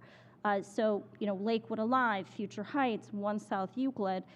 The goal there is to push the trajectory of these neighborhoods. So, for instance, in South Euclid, we were able to take properties from delinquent tax. So they would go through the state forfeiture process, and we would reperform those, renovate those, sell them to owner-occupant buyers to rebuild comps, to rebuild home ownership in those neighborhoods. We're going to try to do that in Cleveland also. So we've been meeting for months now on state forfeiture with our local CDCs. What can we do to drive the results of these properties and to really create better neighborhood outcomes than letting the private market pick them up at $100 at the auction?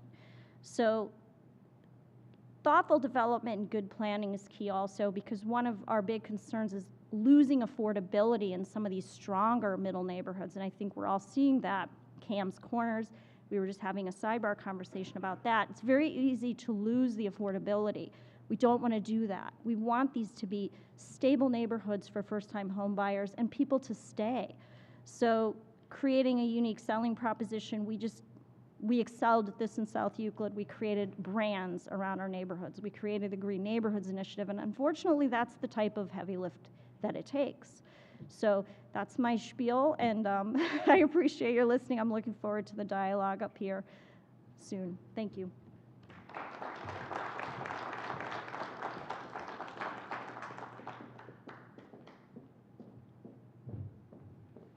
Thank you, Sally. Next, I'd like to bring up Lori Schwartz. Lori is the Director of Neighborhood Services in Plano, Texas. But Lori was also part of our case study group. She is part of the National Community of Practice of Middle Neighborhoods. And she is also one of the cities that we discovered that actually identifies middle neighborhoods and has middle neighborhood plans. So we wanted to bring Lori back to Cleveland for a middle neighborhoods discussion and come talk to us about what is happening in Plano.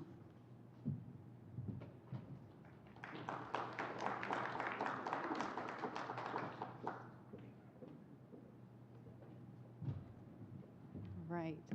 And I'm going to apologize. I have to keep my water. I was sick a few weeks ago, and my throat still hasn't quite survived it. I will tell you that before I leave today, I need to find out what is going on with this leaf debacle.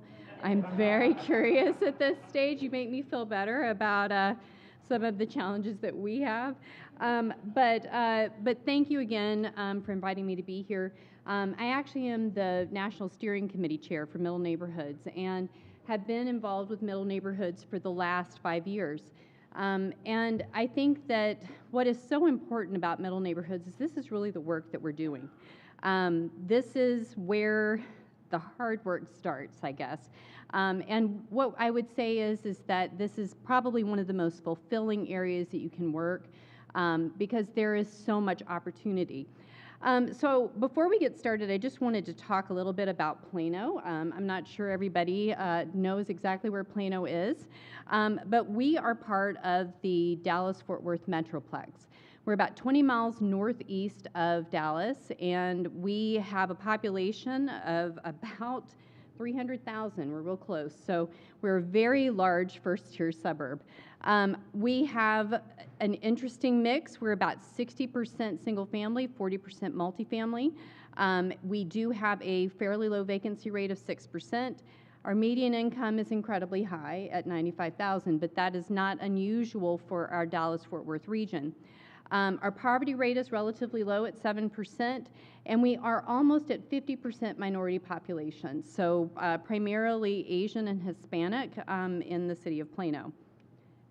So we've talked a lot about sort of how cities are developed, and one of the things that I want to show you is that Plano, this is our, you'll see a lot of maps here that look like this, but this is our very weird boundaries that we have here in Plano, but we are built like most cities, sort of building out in a concentric circle. So that red center area is our historic downtown that is about this big. And my background is in historic preservation, so, you know, I was really thrilled to see it, but I came from the city of Galveston, and if any of you know what Galveston is like, it's huge historic area, and I was like, wow, this is tiny. But essentially, they built it out very early and then didn't develop for a long time, and then we were a boom town starting in the 1960s, and really have grown just exponentially since that time. So I mentioned my historic preservation background, so that means that I have a lot of neighborhoods that are old, but not old enough to be pretty. And so I think most of you will understand what I mean by that, because at some point they are going to be awfully darn cool neighborhoods, but right now people, if you are over 50, which I am, it can't possibly be historic if it was built when I was already born.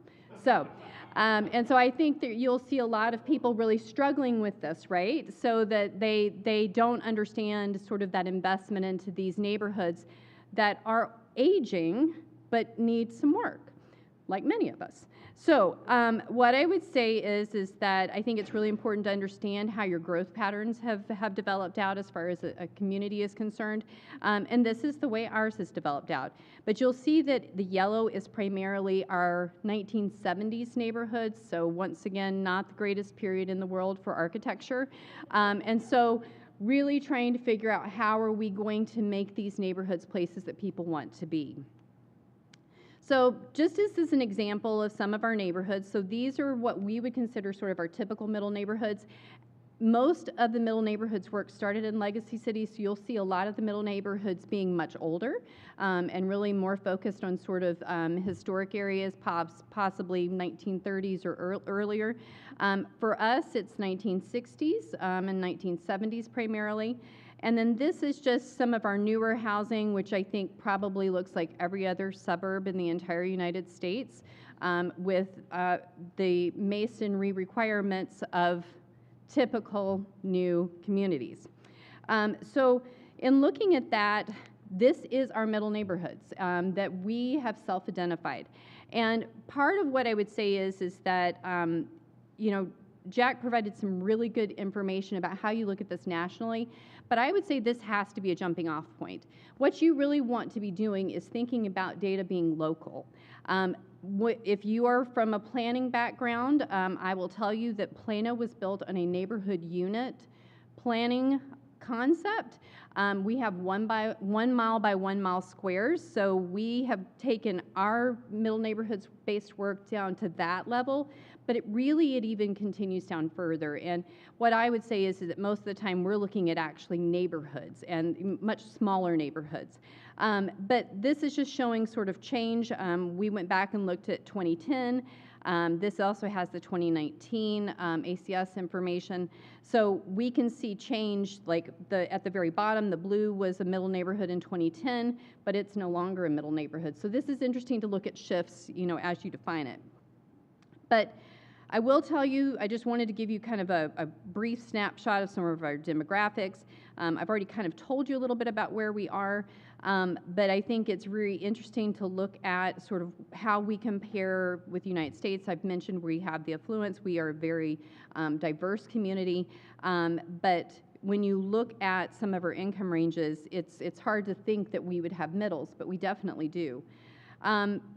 This is one of my favorite studies, though. It shows you how stable our middle neighborhoods are from 2010 to 2020, and that's really the bulk of our work that we've been doing started in 2010.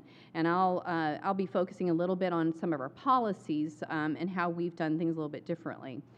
So, and then this is just additional information, also talking about our median home value. One of the programs that we are well known for is called the Great Update Rebate. I'll give you an example that when we started this program back in 2014, our maximum house value was $200,000. It is now a maximum house value of $375,000 because our market has had just an incredible increase in the way that we've done it, and we index it off of the FHA single-family mortgage lending limit. So this is just quickly a overview of our sort of our timeline. As mentioned, 2010 was really the beginning of our neighborhood-based work. We were moving from neighborhood-based plans, and so we made a decision that it would be smarter to kind of move into a more broad area of doing it because it felt like a lot of these neighborhood plans were just complaints about what the city wasn't doing, and the complaints were pretty broad. I mean, they were all very similar, and so we decided that we wanted to do that. I came into the city of Plano as the comprehensive planning manager, and we really, the immediate first thing we started doing was working on trying to understand what was going on with our housing market. We completed the housing value retention analysis, which I'll give you a little brief overview of, but then two of our biggest and longest programs is still continuing, started at that same year, which is the Great Update Rebate that I had mentioned, and Neighborhood Vitality and Beautification Grants. We also launched one of our continuing most favorite ones is the pop-up party trailer, but I'll tell you a little bit about that later on. But then in 2015, the city really took an additional step and created Neighborhood Services Department. And so that is what I am director over.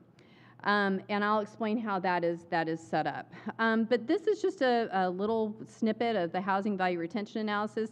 As you can see, we were already looking at typology of neighborhoods back in 2013, 2014, trying to understand sort of how are we, not only within the city, but also within the larger Dallas-Fort Worth Metroplex, understanding what kind of change we were seeing, you know, in sales price, in other things. And we had created this survey results matrix by typology. So some of this is drive-through appeal, condition of homes, retail. You cannot keep a neighborhood just for the homes. You have to think about everything in context. Are there things that are gateways into those neighborhoods that are going to keep somebody from wanting to invest in that property, which is why retail can never be left out when you start thinking about middle neighborhood-based work. So one of our early and continuing tools that we use is called the Neighborhood Enhancement Tool. This is basically a heat map. And so some of the things we talked about, Sally mentioned this already, code enforcement's huge, and that's part of our program. So some of the things that we look at in this is we look at property, rental units, we look at crimes, primarily property-based crimes. But one of the big things that we look at here is code enforcement. And what we do is it's whether or not a property has 3 or more code violations for that household within a given year, or if they had to have some sort of abatement or court process to go through instead of voluntarily handling it, because that means something. It's how much are you taking care of that home. So it's trying to look at all of the factors, both social and also property maintenance as part of this. So I mentioned that we created the Neighborhood Services Department, and I love acronyms, and so you'll see them kind of throughout this. But we're 3 different divisions. We have the Best Neighborhoods Division. Best means beautiful, engaged, safe, and thriving. We are very serious about trying to support our neighborhoods. Community Services, which is our housing and social services arm of the city, and then Property Standards, which is our code enforcement arm. But our department came together and we wanted to talk about why our work was so important. And so that statement on the bottom is our why statement for our department, which is we create hope and we propel positive change so that people are proud to call Plano home. So that is a large part of what we do. So I'm going to quickly go through this because I really want to talk to you about how we do this and how we make change, which is very neighborhood-focused work. But you can see that each one of those things means something. It's help, outreach, partner, and enforce. And starting first with just talking a little bit about how we look at neighborhood-based work. We look at the idea of a neighborhood-based cycle that we're trying to avoid decline. We want to have very stable neighborhoods. We want to have neighborhoods that are if at all possible, trying to reduce the amount of decline that we actually have as we work through. We have different types of programs depending on where they fall in that decline and stable neighborhoods. And obviously, I know you can't read that, but that's the way that we are thinking constantly. But help, a couple of things. We're going to do a very high level on this one. We use volunteers. We have the Love Where You Live program, which is our oldest program that we have. I was asked earlier about how much that has actually affected things. We adopt a neighborhood each year, and we really spend very targeted time with them, doing both social and physical transformation. One of the cool things that has happened with the Love Where You Live program is that we have had neighborhoods that were at the brink, which is what that really intensive Love Where You Live program is, no longer qualify for being able to participate in the program. So we know that they have changed, they have stabilized, and we know that we really are making some difference. The other thing that we have is Plano Cares, which is code abatement by residents engaged in service. Love those acronyms. But you know, what the thing is that, you know, it's helpful for people to remember what the work is. And we have, before the pandemic, we were very blessed with having a lot of volunteers. We're struggling to get volunteers back, I will say that. But there are people that want to help make transformation happen, and it's worth it to go out and start thinking about how can you make change in communities in different ways. The other thing is we outreach. Generally, this is going to be a lot of our forums and things that we do. Huge thing that we do is resident leadership development. We are not fortunate to have a ton of nonprofits. If you want to do nonprofit work or CDC work, you are not working in Plano. You are working in Dallas or Fort Worth. And so a lot of the work falls to the cities in our region. And we've created something called the Neighborhood Engagement and Revitalization Alliance, NERA. And what that is all the cities in our region come together and share ideas. And so, in fact, this Saturday we're having our neighborhood summit. And what that does is we pool our resources with our sister cities, and we all come together and train our leaders, because really they are going to be the people that you need on the street making change within those communities. We also have the Neighborhood Leadership Academy. That's something where we really work with leaders that want to make change in their communities, and we spend a year with them working on that. We also partner, and a lot of this means grants.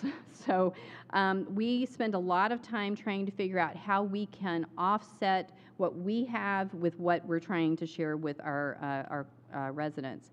I mentioned the pop-up party trailer. This is incredibly popular. $10,000 investment from the city. 100% satisfaction rate from the community. It is everything you need to throw a party. We drop it off on the weekend. They clean it up, take it out, set it up, and we just made it really easy for community engagement. And this just shows you it's kind of, these are all the block parties we've had, and they're kind of spread out across the city. We also added the pop-up theater, which is a way for them to rent a blow-up projection screen and like speakers and all sorts of things. You can play games, watch movies. It's a lot of fun. But then finally we enforce, and I don't think that you can remove this from code enforcement, and it's very important, but I will tell you that our focus is on compliance, not enforcement. We honestly believe that everybody wants to do the right thing. They either don't have the money, they physically can't do it, or they don't know. So we're coming at it from a good faith trust perspective, and then the ones that we need to take to court, we take it and we do it very well. And so this is just an idea of the complaints. Everybody knows about complaints. We have made it very easy for people to complain. And then proactive inspections, though. We have a staff of 22 people, actually now 24, out in the public going out and looking for property concerns. So one of the things that came up during the pandemic is that we created a tool lending program because we didn't have any volunteers during the pandemic. And so we ended up transitioning our Plano Cares trailer into a tool lending program. So we do Plano Cares once a month. The tool lending program is available the other 3 weekends. And so if somebody doesn't have the equipment that they need, they can borrow it from us. And this is just a general overview of all the neighborhood services programs that we have, and just a little bit of a break how that goes across. But this is just some additional information. We've got so many more programs. I'm like Jason, I could have talked for an hour, and I'm sure I've gone over my time already. But It is exciting work. I think there's a lot of things that you can do. We are working towards doing a new housing plan right now, working towards some strategies because as I was talking to Sally earlier, you can have policies and strategies that you don't understand could have unintended consequences. And so it's good to look at them every once in a while and understand how it's affecting your community. But that is it. If anybody has any questions, here is my contact information, and I'm going to turn it back over to Molly. Move over.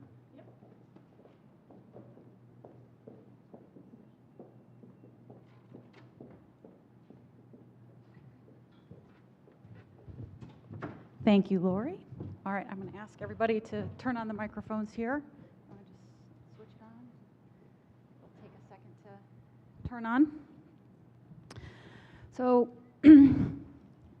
I want to start off by saying that when we started talking to communities across the country about their middle neighborhoods and what was going on in middle neighborhoods, there is an overwhelming amount of programs and activities that are happening.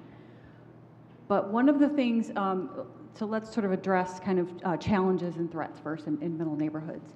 And one of the things that has taken me aback and was reinforced today is this fragility that you were talking about. And it's like death by 1,000 cuts, right? It's all these little things. So that's really different than when you're addressing high poverty areas, right? Big program, big problem, big things.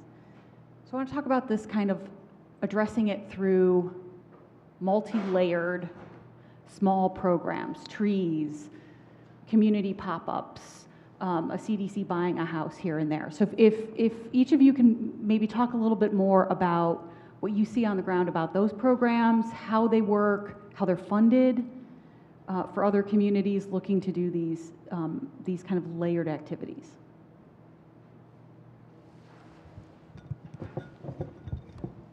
Some of these are very ad hoc. So in South Euclid, I tended to just do them on my own time. So, you know, one example is the South Euclid Little Free Plant Library, which is really a Facebook page where now we have 1,000 people and they say, you know, I'm looking for zinnias, and someone else says, I have plenty, come get them. And so we've been sharing plants for years. We also started a Buy Nothing group in South Euclid. You know, these are like the little free wins. And one of the things, we also got very big into community gardening and little parks. So with our NSP money, we created 10 community gardens and 4 little pocket parks. And the purpose was getting people out of their houses, getting people to know their neighbors. And I think what Lori was saying about what they've been doing in Plano, same idea with that great, awesome idea, that pop-up party. Oh my gosh, do I want to steal Borrow that? I'm going to steal all your stuff soon. But that's what it takes. And some of it is, you know, you're lucky enough to come into some financing for it. Others, you just do it yourself. And it's self-help. How do you feel about that? I would agree. I think, you know, some of the things that we ended up creating, you know, very early on, we didn't have a ton of money. And so I knew I had a budget set aside for neighborhood engagement. And so we started trying to do the things that were easily attained, which was the pop-up party trailer. We stole that idea from somebody else, so I'm happy to share that one. But, you know, I think that what you have to do is you have to figure out, like, what's needed in your community. And for us, we were seeing a lot of change. We've had a lot of people move into the Dallas-Fort Worth region. And, you know, the whole idea of community is tough when you're moving in from a different area. But even some of the ones where people have aged in place, you know, trying to get out, know the seniors in the community. One of the things we're looking at right now is, could we do somewhat of an adoption of seniors within a community? Because, you know, a lot of times what we're starting to see, like, coming from a city that did not have a ton of money, one of the things that was hardest for me was to think about having to take a older person to court because they hadn't cut their grass. And, you know, you look at all of the different abilities of people to come and meet that need. And I think that you need to start thinking creatively, think outside the box. Could somebody in that neighborhood adopt them? Could you have a Boy Scout troop adopt them? You know, you've got to just stop thinking that the only way to do it is the typical ways that you see in a community at this point. So, you know, it's all about, I think, caring for your community and making sure that you're supporting the idea of community. So I would add, so first we have the clean and green trailer that Neighborhood Progress sends out to neighborhoods, just like the landscaping one you mentioned. Yeah. So we'll steal it first. We'll steal the pop-up party. I'll plug the most important connector, because you're right, there's death by 1,000 cuts, right? And so you think about a senior in 2022, well, in 2000, they weren't a senior, and they were getting up on the ladder and taking the leaves out of the gutter and fixing things, but 20 years goes by and they're on a fixed income, and so same family, same house, same household, but no longer the same maintenance level. And so the question is, how do we, whether we can design programs is one thing, how do we get the resources to them? And that requires the trust of the resident to answer the door, to trust the person on the other side of that door, and then to work with the city or a nonprofit on a program. So in Cleveland, we're really fortunate to have place-based communities, right? Place-based organizations in our communities, CDCs. And at Neighborhood Progress, obviously, our role is to advance the work of the CDCs. And we found that whenever a program is being discussed in Cleveland, the first thought is, well, how do we get it out? And you need that last mile. You need an organization that's trusted. So especially in a middle neighborhood where you can't just come in with a whole new program and just rewrite the script, and you have to work within the actual fabric of the neighborhood, you need that trusted piece, and you need those local organizations. One of the other things that I heard today talked about in different ways, but is this idea of the sub-geographies within neighborhoods. So we looked at neighborhoods, and you talk about middle neighborhoods, but they're smaller places. It was really fascinating talking to Baltimore and the folks there saying, well, we no longer even think of them as middle neighborhoods, and it's not what we call them, and we're looking at a collection of streets. Or when we first started talking, Jason, you were saying, right, we're going to be along a 2,000-foot stretch, right, in Collinwood maybe. And I was really, I'll admit, I was really doubtful about these kind of micro targets in neighborhoods. But hearing a lot about planting a tree here or there, or a collection of things, or that one coffee shop, which I do love and have been there visiting the neighborhood. Thinking about these very targeted, small, and then continuing to hit that same place with different programs. So an arts district, and then you have festivals, and then it's storefront renovation. How do you convince council, mayors, elected officials to continue over long periods of time to target those micro places? Because you don't have enough to do stuff citywide. Right? How do you get communities on board with continuing these investments in these same small places? It's difficult. I wish we had another colleague of ours, Amber Lynch from Des Moines, Iowa, because they designed a nonprofit that focuses on middle neighborhoods across the city, and their 4 middle neighborhoods they selected are also from the 4 wards. So they only have 4, we have 17, but that politically immediately made it tenable. In Cleveland, that's obviously more difficult. I think the strongest argument I was able to make when I was at the city was the value proposition. More than 50% of people in Cleveland live in a middle neighborhood, according to our typology. And the bulk of the incomes, the bulk of the taxable incomes are coming from those places. So at the end of the day, if you're going to consider where you're going to either lose population, lose residents, lose incomes, that means you're losing tax dollars. And so I think that's one thing that if we can, in Cleveland, as we work toward a data-driven city hall, and a city hall that really is trying to think strategically, the question is, at the end of the day, how much can an investment return? And while there's a social component, which is our community work, there is just a dollar component. We need more resources in Cleveland, so this is an argument you could make, but Sally, how do you deal with it? How do I deal with it? Well, it is difficult. You know, there's only so much money, there's only so much resources, and how do you target those? But I think what Jason just said, the value proposition is that most of the income tax is coming from middle neighborhoods, and I think we have to remember where our bread is buttered in many respects. But there's always going to be a pull toward the more distressed areas that do need so much capital investment.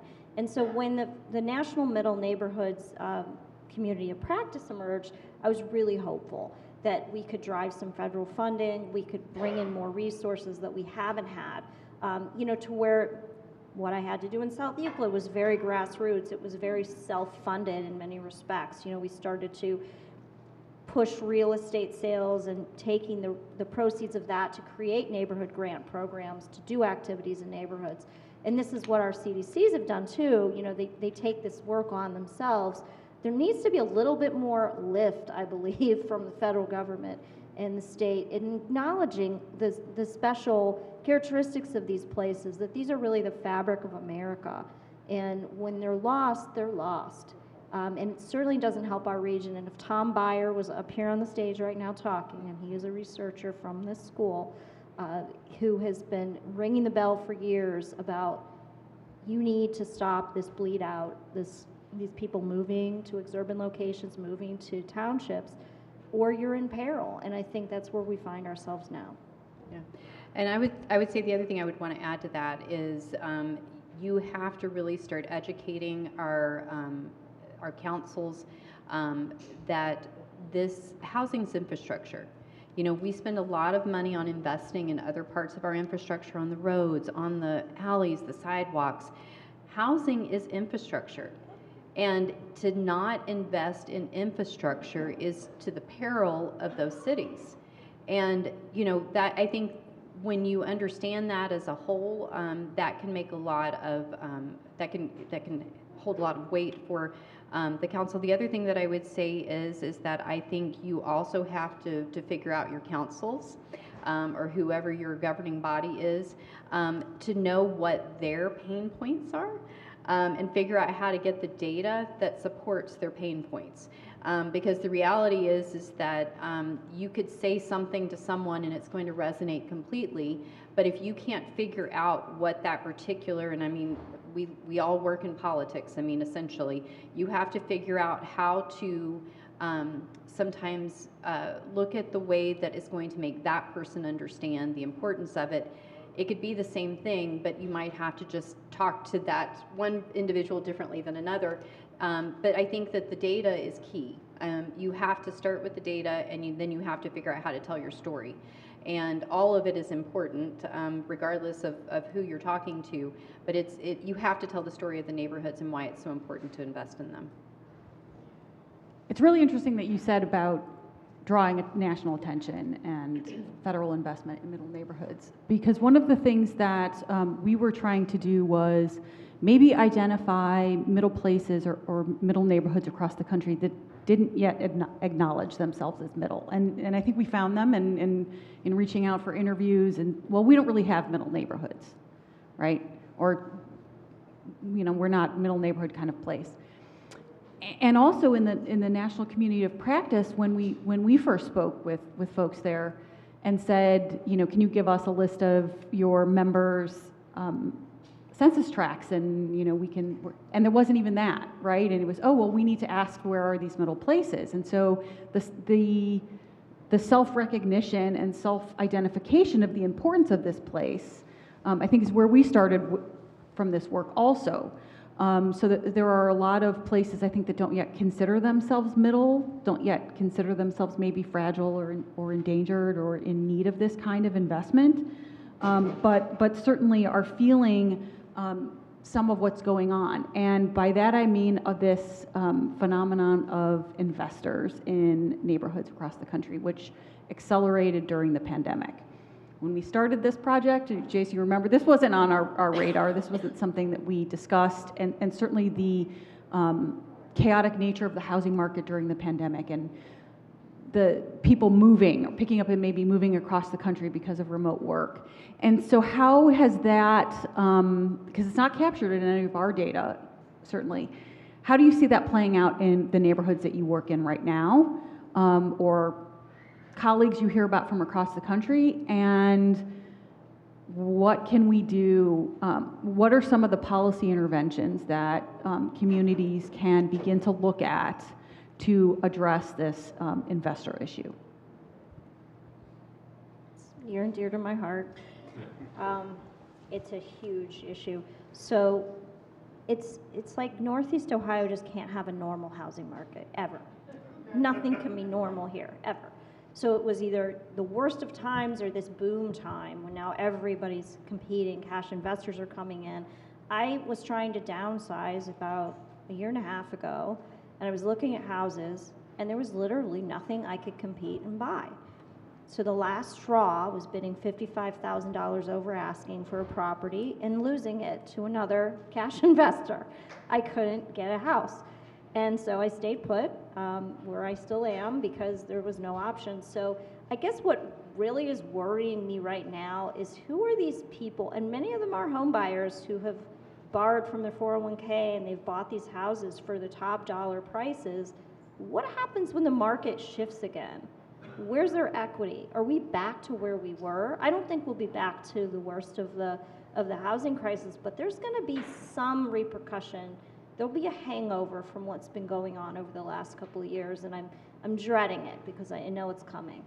So in terms of investors who are preying on neighborhoods, and not talking about investors who are fixing and flipping and creating decent comps, but the ones that are vexing the neighborhoods, at least in Cleveland, we have to look at different legislative processes. So we're working on that now.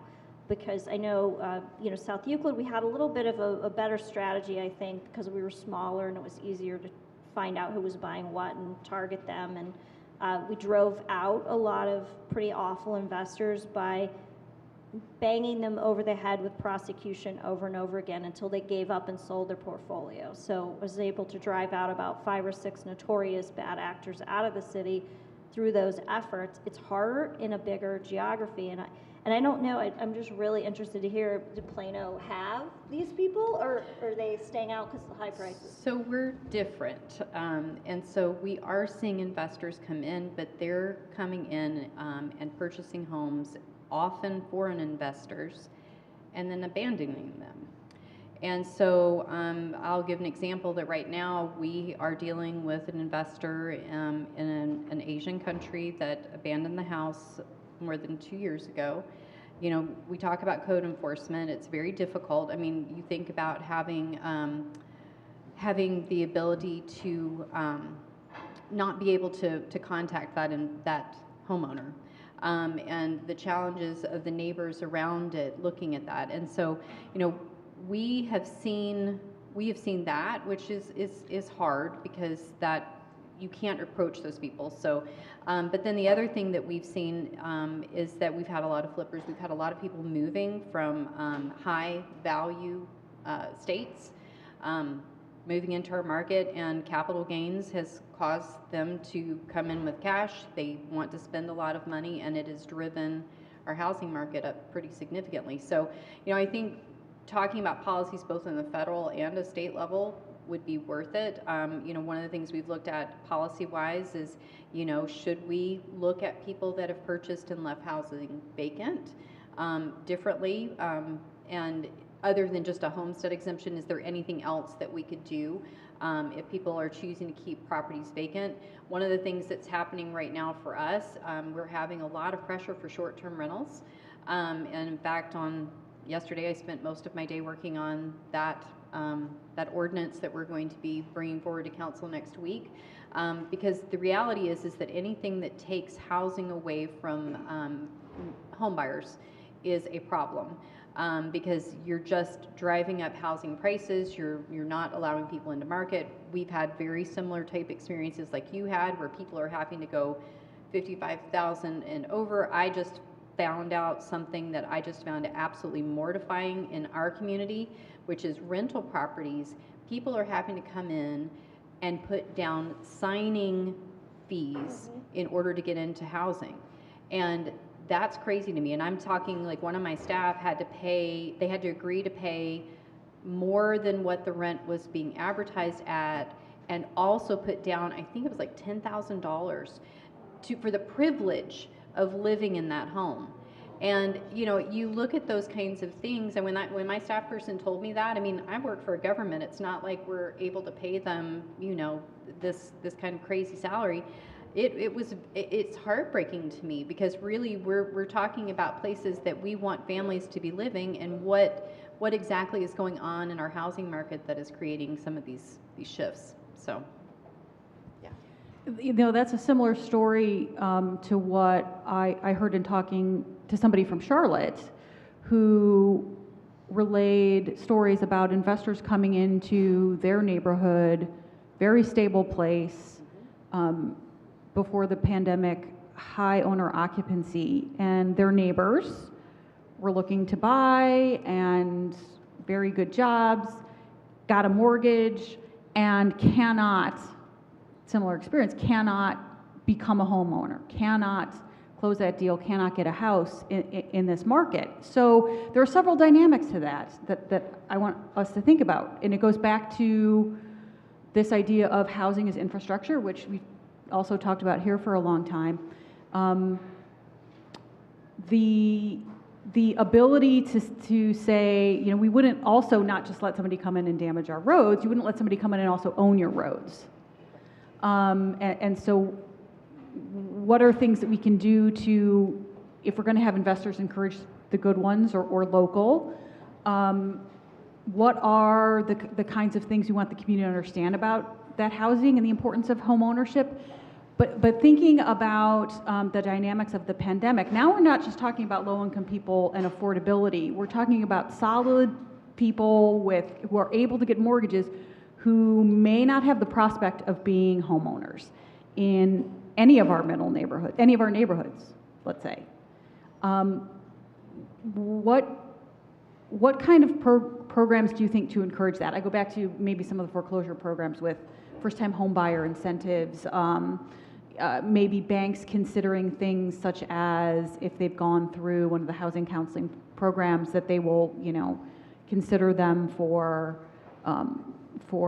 loans in that bank. What are some of the things we can do in that area of home ownership? Well, I can tell you one thing we've had to do recently is we do have a first-time home buyer program. One of the things we had to do because our housing market is so inflated is we had to go back and ask to have sort of special consideration due to our market for the ability to give more money than we normally would. And I know that probably everybody is going to be very surprised by this number, but we now give up to about $55,000 in homeowner purchase assistance. That's be for closing and down payment cost. But that is the only thing that is going to fill that gap in for those people that are trying to buy into our market. And it's still very difficult, even with that assistance. And we're looking at very qualified buyers, you know, but people are not coming in with the cash, you know, for these down payments. And so we're trying to figure out ways to assist them that way. But that's one thing we've had to do very recently within the last year, just to make it a little bit easier for people to get into our homes.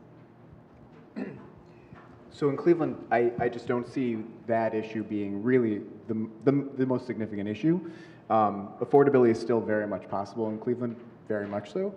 So though we do see the issues, so something we had taken a look at and we just didn't have the time or resources to continue moving was home buyer education was a big thing, obviously, in the wake of the foreclosure crisis. We were dabbling in some of the ideas around home seller education, right? And so the idea being that if you own a property and you're going to put it on the market, if we're looking to stabilize values, we basically are speaking about increasing values below that threshold. Remember the Goldilocks range on our chart, we need to make sure the values stay relatively high to keep those buyers out. And so, as we know, putting a coat of paint, cleaning up a home, you know, for the cost of a dumpster and a crew for a weekend, the home that someone maybe passed away and the estate's getting rid of the home can go up in value $20,000, $30,000. A new garage, a new roof. There are a lot of different things where a small investment can not only yield a return, but also get you right above that level. So the challenge that we see all the time in middle neighborhoods in Cleveland is that the last decade, these LLCs have spent capitalizing and getting very strong. And so now, instead of $30,000 homes, they're buying $70,000 homes. And again, like a coat of paint and carpet, as Sally said, that's a very small barrier to entry into a market that's going to pay off big time. So we need to increase the barrier to entry because, again, in Cleveland, we are relatively affordable, so we're not as concerned about inflation. Interestingly enough, I think the private sector has an example that perhaps the public sector could follow. If you all are familiar with Divvy Homes, this is out of Silicon Valley. They are a rent-to-own company, And at first, when they came on the market, I thought, oh, how horrible, here we go again. You know, these predators are coming and preying on us. What we found, though, in watching them is many of them were performing into home ownership. They didn't want to have the rent-to-own for more than a couple years. They wanted the person to be close to being mortgage ready. But they become the cash buyer for the person who's working with them. So if they say, I want this house in West Park, Divvy goes and pays cash for it, and then they do their Divvy payment, which is a rent-to-own payment, and then they go and get a mortgage. So my suspicion was, I wonder how many people who are mortgage ready are still using Divvy homes to go and be their cash buyer. Well, it turns out quite a few, because I talked to Divvy about it. I said, are you seeing this trend? And they said, yes. You know, these people were mortgage ready. They could have just bought the house, but they weren't competitive having to get a mortgage. They were using them as the cash buyer. So I think we need to take a clue from that, and maybe, you know, local banks or whatever, if someone is truly creditworthy, can come at it as a cash transaction and make them competitive. So I think we need to look at what the private market's doing and see if we can replicate it to make people who are FHA buyers a little bit more competitive. So last question, because we're at our time here, and I think I've asked all of you this before, but for our forum participants again, if you had one policy tool at your disposal to work with in middle neighborhoods, what would you want?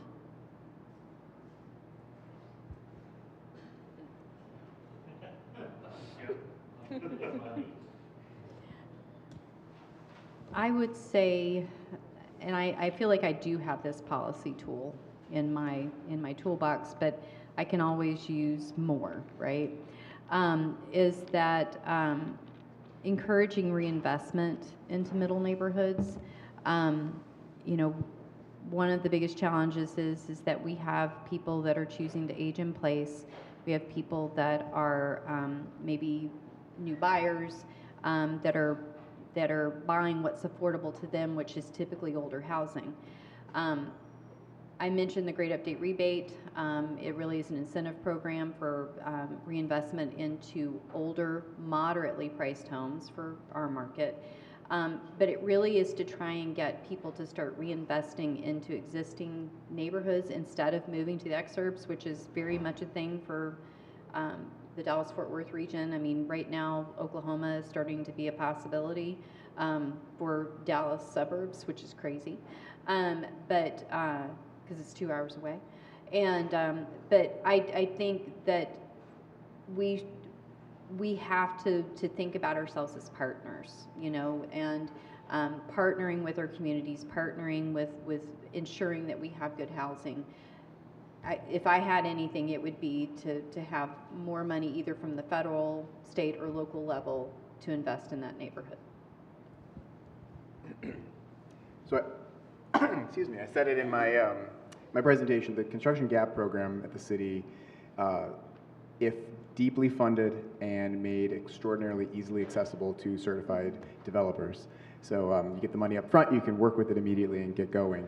$50,000 to a nonprofit developer to acquire a home and do the work. They can be the local group that stops the Holton Wises, we'll name names, from getting into these neighborhoods. The easy answer would be money, revenue, that we could put into programs. And I think we have a unique opportunity with ARPA, especially in the city of Cleveland. However, that money is going to go away, and we need a revenue source going forward. But I think more than any of that, it would be collaboration from the federal government, the state government, and the county to really put money into these neighborhoods and have a strategy around it, and not just an afterthought. Thank you very much. So I encourage everyone to stay with us for the remainder of the morning. We are going to break out into table discussions and further explore our middle neighborhoods and what we can do there. Thank you. It's the same model too. You drop it off. So we have a cleanup here as well. Yeah. So we got the CARES trailer, which is all of